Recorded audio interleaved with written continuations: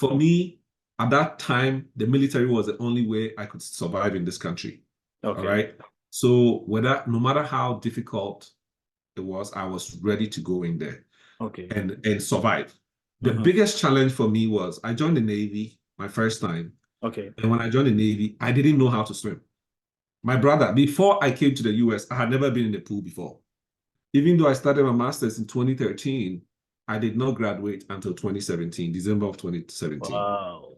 Yeah, that's how difficult, it was for some of us, right, when we came. Yeah. Yeah. August 2013 to August of 2014, that time I did almost 15 jobs because I was just going here, go work a little bit, and then they'll let me go, and I'll go take another job. I did everything from cleaning to security to everything. Yeah. Just to pay the tuition. Ladies and gentlemen, today I'm excited to have with me one gentleman who has inspired a lot of people, and he is Mr. Edmond Sapon. For those of us who know him really well, we call him Edmond Prime. Edmond Prime is the president of Ghana Association of Las Vegas. Again, he's a cybersecurity professional and a real estate investor. Edmond Prime, you're welcome. Thank you, my brother. Thank you so much. See you once again. Yeah, I'm really thrilled to be here. For those who don't know me, my name is Edmond Sapon. I moved from Ghana almost 11 years ago. In fact, next month will be 11 years since I've been here. Wow. Just like many people, it was an exciting time. In Ghana, the challenges, the hassle, the ecom, and all of that, the Gary Gobe and all of that. At some point we decided to, leave and, go seek greener pastures. So that's what brought me here. And so I'm really, really happy that, I've embarked on a journey that spans across multiple continents. Okay. All right. So if you're ready, we'll go straight into the conversation. I want us to start with a little bit. You've already spoken a little bit about your background, but I want you to take us through your educational background and your professional life. Okay. So, educational background first. I went to school in Ghana, of course. I graduated from University of Ghana. I did history. And I did archaeology at the same time. So before I left, for those of you who knew me back then in school, I actually was an aspirant for the SRC president of the University of Ghana. During our time, because we spent all our time doing politics instead of studying, the University of Ghana decided to cancel the election completely. Because they set up some benchmark that nobody, especially some of us who are aspirants, could not meet, which is they decided to increase the GPA that will qualify you to become an SRC president. So that didn't happen. So yeah, I ended up being the archaeology department, president of the archaeology department when I was in school. And then after I graduated, I worked a little bit for a company in Ghana called British American Tobacco. That's where I did my national service. I did a great job. I was always on top of everything. But, when I finished, they didn't retain me. I ended up getting a job with an Australian company. It was a pharmaceutical company. And it was a great company. I worked there for some time. And then I was always applying for schools abroad because I believe in education. And so I, got the chance through a very good friend of mine called Jesse. Jesse told me about, the school that he was in Missouri, called Park University. I applied for that school and I got the admission. Of course, just like many people, I didn't know the process, right? So I went and paid some money to some guy who took the money. And before I knew, wow.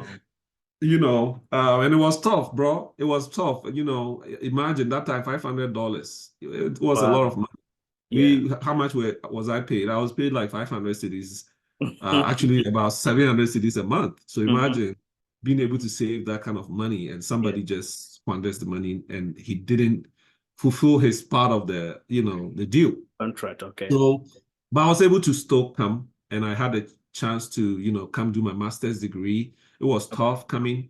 So I did my master's. I started out as an international. I did MBA in international business. And I came to Park University, and then I actually ended up. It was challenging. I'm not going to lie to you. Because Mhm. international students, you don't have your paper. You What don't were have some of the challenges? That's what we want to know. good. The challenge is when you come. First thing is, of course, you have to pay, right? If you don't have a scholarship. That Mhm. was the most challenging part. So it was very expensive. And when you are coming from Ghana, you are coming with cedis. By the time you convert it to dollars, it's nothing, Nothing right? to write home about. It's nothing. You cannot even pay rent. Mm-hmm. But luckily for me, when I came, I had guys who were already at the school, and we're like five guys who lived in a two-bedroom apartment. Okay. And so what we did was the apartment was about $500 a month. And so we would split the utilities and the cost, Yeah. the apartment, the rent, right? Mhm. So every month it was about $150, but it was very, very difficult, Yeah. like I was saying. But I did it. The most challenging part was not working. When you are not working, you don't have TA. And even if you have, tutorial assistant or teaching Research. assistant, Okay. research assistant, they don't pay that well, right? Yeah. So it was very, very challenging. So we had to find a way. I mean, from August 2013 to August of 2014, Mm-hmm.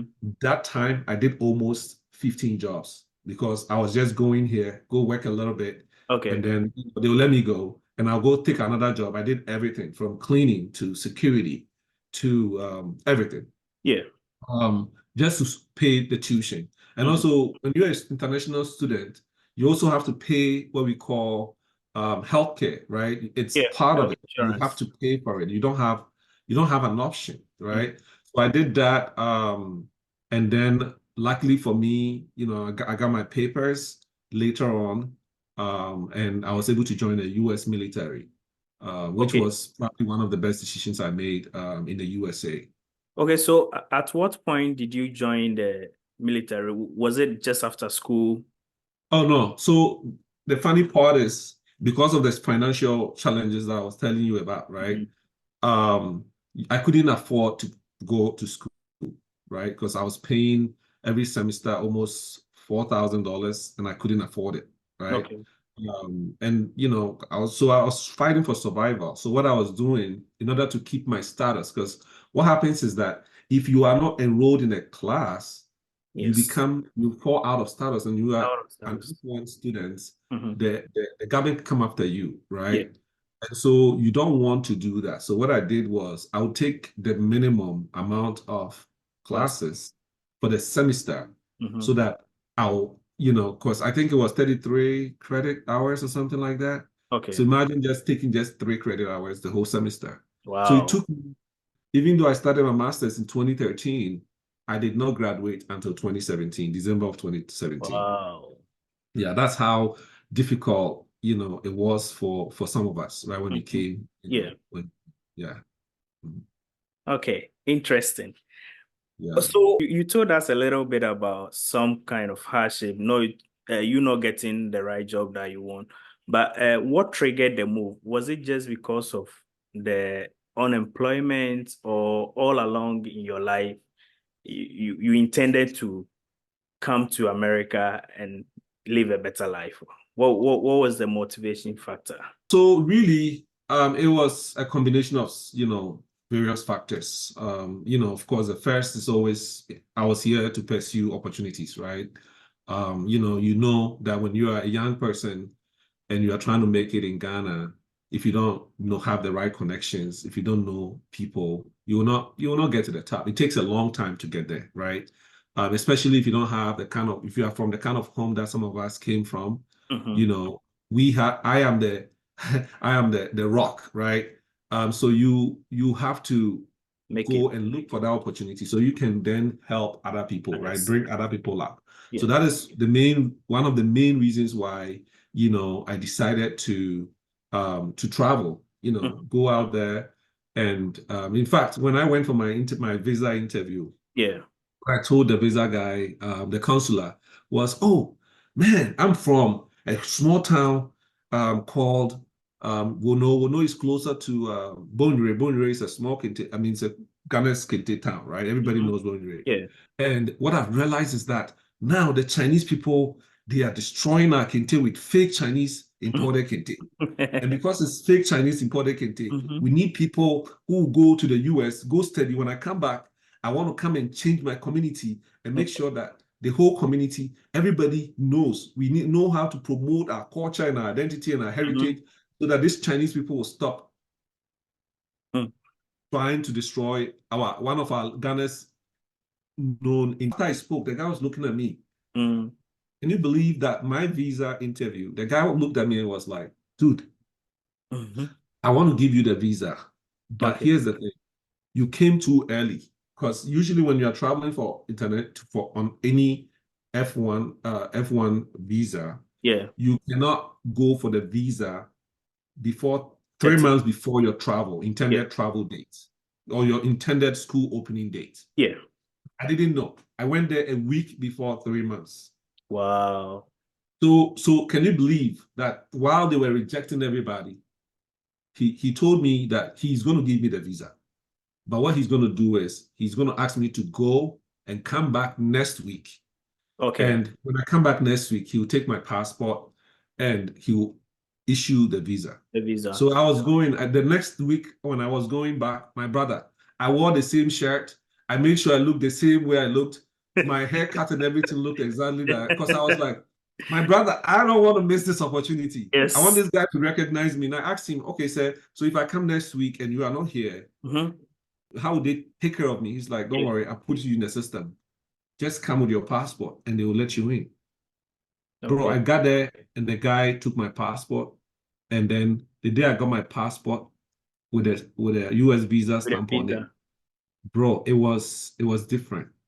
I think in life there are only few moments that feel special. One Hmm. of the moments when I had, The, when I met my wife or when I had my first child, okay. you know, that was one of the moments. It felt really, really special because if you have been through some of what we have been through when we were in Ghana, you those moments feels really, really special, especially when you're ambitious, you want to achieve more, but you live in a country where you feel like the system is not meant to support you to get to Hmm. where you know, and Okay. yeah, Okay. Thank you. Okay, of so course. you finally moved into the military. I Yes, just yes. want to find out life as a Ghanaian or a minority in the military. Can you describe it a little bit to us? So the military, right? Yeah. You have to think about military this way. I always say everybody can be a military person, right? Sometimes life circumstances that people are going through makes them look like they're military people. Hmm. For me, at that time, the military was the only way I could survive in this country. All Okay. right. So no matter how difficult it was, I was ready to go in there Okay. and survive. The Hmm. biggest challenge for me was I joined the Navy my first time. Okay. And when I joined the Navy, I didn't know how to swim. My brother, before I came to the US, I had never been in the pool before. Wow. Okay. So when I went there, of course, I joined the Navy and I didn't practice and I went in there. It Hmm. was probably one of the my toughest time in my life, where I actually felt lonely in life, because Wow. over there, you are a civilian and they are trying to convert you. The boot camp training, that first 8-week training, Hmm. felt very, very different because basically who you are right now, imagine you being changed to become someone you are not. You have to talk in a certain way, you have to walk in a certain way. Hmm. You have people yelling at you Yeah. to change your mindset, how you think, right? Because when you are Okay. serving the military, it's different. You are Hmm. no longer who the government tells you when to wake up, when to go to bed, how Yeah. to fold your bed, Yeah. right? And in every day you fold your bed like 10 times. Okay. That is Wow. how the training was. Okay. You do push-ups, and it was very, very transformational for me, to be able to go in there and really learn, things that I didn't know before. Yeah. Right. And it was different, it was clean. It was we were wiping the floors every day, at least 10 times a day. So you with, You learn a some, lot of discipline. yeah, you learn some discipline. Yeah. So I always tell everybody who comes to the US, if you have your paper, at least go to the military if you can, right? Mhm. Go there, serve for 3 years, 4 years, get that military experience. And there are so many opportunities that comes with it. Like your healthcare benefit, you Mhm. get really good benefit. I have so many mentees that I have spoken to, my students who have now joined the military, Okay. and they are doing really well. Because you serve for 3 years, your education is taken care of. Yeah. Your all the basic things are Things. taken care of. They protect you. You have very good life insurance if something happens. And let me tell you one thing. Okay. Right now, the way the world is, most of the warfare that's going to happen is not going to be America throwing bomb at someone. It's going to be mostly cyber warfare, right? Mhm. It's not going to be as it was during the World War II and stuff Yeah. like that. Or Iraqi war is going to be very difficult for Congress to approve that kind of war Mm. anymore. So it's safe, okay? It's safe, okay? And plus, depending on what you do, you may not ever be deployed, right? So why Okay. not you join? Join and support a squadron. Yeah, so I did the military. I had my best years in the military. Okay. So I started with Navy, like I said. Mhm. I was actually a machinist mate who worked in the ship. Okay. And then I switched careers after I jumped into cybersecurity and I Mm. became a cybersecurity practitioner. Oh. The unit that I was with, I was actually working there as a civilian, but because I was so good, I was one of the best cybersecurity practitioners. Mhm. Working on the F-35 program. Mhm. As a civilian, they said, "Hey, Edmund, how about you join us in the reserves?" Okay. And yeah, so the major at the time was like, "Edmund, I'm going to put in the paperwork for you if you want to leave the Navy and join us." So I left the Navy and I joined the Cybersecurity Aggressor Squadron. We Okay. are one of the few NSA certified cybersecurity, squadrons within Okay. the within the Air Force, within the military Yeah. overall. So it was a good time there too. Okay. All right. Thank you for sharing. I just want to move to a different direction. Okay, So, sure. how did your background, your cultural background as a Ghanaian, assisted you to remain resilient in spite of all the distractions around? And just like you mentioned, when you came first, the hustle was real because you needed money to be able to pay your bills and live life, but it was not sufficient. So it means that there were a lot of distractions around, but you were able to stay focused and concentrate on whatever career that you were able to build. So what were some of the key things that you did to stay focused in this direction? So I'm glad you mentioned the cultural background because for me personally, my cultural background has been in fact, it has been the source of my strength, right?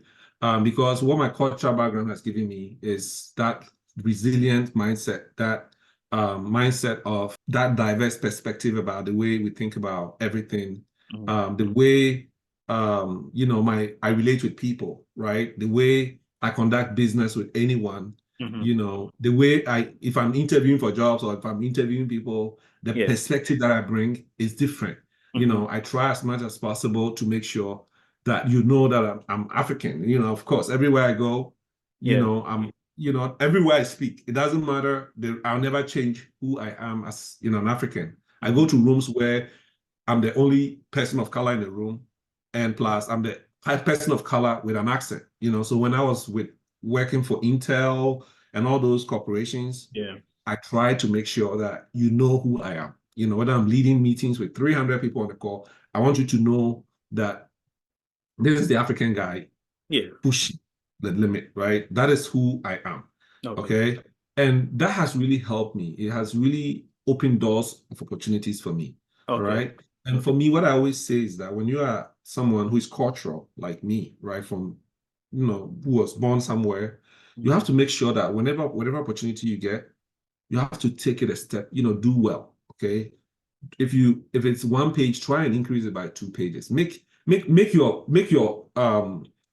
people be visible, okay? Okay. Don't do it haphazardly because what Mhm. you're doing is going to impact the next Black person they're going to hire or the Yes. next African person they're going to hire. Mm-hmm. It's who you are that I have worked in companies where because I was speaking up and I will point out the things that needs to be pointed out, they made me, even before I became a manager and a director and all of that, they made me a part of the decision making within the organization. Okay. Where they will say, Edmund, we need you to work on this. And I will be on a call literally with legal, head of HR, and all of that. And they'll say, we want you to work on this. Okay. And I'm like, dude, I'm like 8 levels down. And you guys still want me to work on this? They're like, yeah, we trust you. Okay. And when you do well, you know what happens? They trust you. And when they trust you, they're going to hire people like you. Exactly. Okay. So that's what's been happening. Yeah. Okay.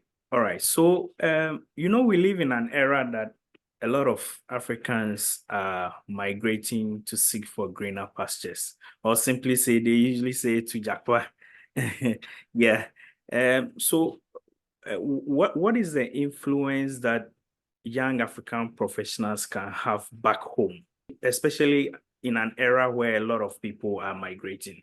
So I think that the biggest influence we can have right now is that Africa in general, right? Ghana, Africa in general, we are now, everybody now embraces us. We, unlike before, right? I remember when I came here some years ago, we wanted to like dress up like Akata people. Okay, but today everybody's trying to dress up like Africans. Yeah. Okay, people are just trying to be Africans. You know, we've seen an influx of African Americans who are moving to Africa, like than generations before us, right? Okay. So what this means is that it also creates opportunities for those African young people who live there. Okay, because why would you sit there and let someone who comes from out of the country to help build your country? You can do something. We can do something. We can come together, right? And build our own ventures, right? We can also influence our national politics as well. Okay, we need to stand up and speak up. We all need to be activists. We cannot sit down and let the old generation with no vision destroy something that you are going to be living on this planet for an extra 50, 60 years, right? You have to step up and protect that planet. Because those people who are in politics today, a lot of them are in their 70s. They are going to be out of here in 10, 15, 20 years, right? So the country belongs to you. You have to speak up. Don't let someone come and pay you 50 Ghana cedis, or give you a bag of rice and you sell your soul, right? We have to speak up. We have to take the country back. Okay. We have to make that country your country and make it better. Okay. And so that's what I've been doing. That's what, some of us are doing a lot of, I have a lot of real estate portfolio in Ghana, and I'm investing in a lot of youth over there. I'm thinking of building a school, for my community. We need the young people to be educated so that they can stand up and protect and defend our country. Okay, very good. Very good. I want to ask, you said you've been here almost for 11 years. Yeah, so 11 years. Yeah, at least you've gone through the mill. I just want you to give maybe 3 advice to young people who might want to toe your line or any other key profession that they want to do whilst they migrate outside their country. What are some of the things that they should take note of? The number one is education, my brother. Okay. Education is the key, man. When you come here, invest in yourself. Okay, put in time. Okay, if you are going for a certification, go for it. Just go for it. Go and get a certification. Study for it. Find what you're passionate about and put in that time to study for it. And I have so many mentees who are going to be like, oh, I want to do cybersecurity, but they don't want to put in the time, right? And effort that it takes to get you there. All right. If I got there from history, University of Ghana, I didn't own a laptop while I was there. So I wasn't like the fastest typer or, I wasn't a developer, and I'm still not even a developer or someone who is a programmer and can code. Okay. But I know what my skills, the skill set I have. Okay. And I have built my career around that skill set to help me succeed in this field. Okay. And you can do it too. So that is number one. Number two, when you come here, it's not going to be smooth. It's not going to be easy. It's going to be very, very tough. You have to be resilient and steadfast. Why do you have to do that? You have to realize that when you are in the US, for someone like me, when I was coming, I had so many people, friends, my mom's friends and family who were like, you know what? Let's give me. We went and borrowed money from people just to pay off my initial tuition, and I'm sure a lot of people do that when they come here, Yeah. right? You have to know that when people to whom much is given, much is also expected, right? So when you become successful, you have to really also look back, and you cannot be, if you are out there driving Uber and you're not trying to focus on education and do the things that will actually create wealth, right? Yeah. So you have to be resilient and steadfast, and also you have to stay out of trouble. Okay, it is very, very important. Okay, I have been a community leader almost every week or every month. There is someone in trouble. Okay, Wow. because a lot of Africans, we come here, we don't know the laws, we don't know that, we like to do things. A lot of us, they'd like to do things in a way that is not really, that goes contrary to the laws of the country, right? So you have to study the law. You have to know your rights in this country and know what you can Do's do and to don'ts. do the do's and don'ts, right? So you don't get yourself in trouble because it's Okay. very, very important that you stay out of trouble, Yeah. in this country. Okay. I'm very excited for the story and especially the insight that you just shared about the do's and don'ts people have to do. Yeah. Finally, I'll ask this question. In life, we pay a price for a promise. Okay. Yes. So it means that you've inculcated certain disciplines in your life and you've been able to achieve whatever you have achieved now. But there are some regrets that we have in life. Are there any regrets you might want to share with young people so they Yeah. don't go through that same kind of mistakes that you I think for me, my biggest regret, right, is not doing the things that I'm doing today, not doing them 10 years ago. did? Like for example, not studying because I knew about cybersecurity my second year of being in the US. My brother, I was lazy. Somebody told me about it several times, and I was always like, I bought this first book, and that is probably the only cybersecurity physical book that I own. And the reason why I bought it is because I wanted to study for it. But Okay. ask me how many pages did I read? Only one page. I read it one time and I was like, damn, this thing is hard. And I dropped it. I never opened that book again. And I said I'll keep it today. Because I realized that I'm a e-book person. I like e-books. So I ended up investing more in that side. Okay. But that was almost 3 years. And that, the reason why I always thanked the military was because I met a Ghanaian guy at the time in the military, and he told me, my brother, I do cybersecurity. And I was like, really? I've been trying to study for that thing, man. No, I don't get it. How can I get in? He was like, oh, dude, all you have to do is pay me 1,500 and I'll teach you. Bro, Wow. if I knew, I would have paid that money because if I had paid that money, it would have taken me out of a lot of my misery at the time. At that time, I was doing a job that was only paying me like $15 an hour. Okay. And I didn't pay the guy. Okay. So it took me much longer. It took me almost a year after that to really learn about it myself. Wow. And when I learned about it, within my first job that I got, it doubled my salary by almost 3 times. Okay. I got almost $50 an hour. Okay. And that changed my life because, that kind of helped me to pay off my school fees, Yeah.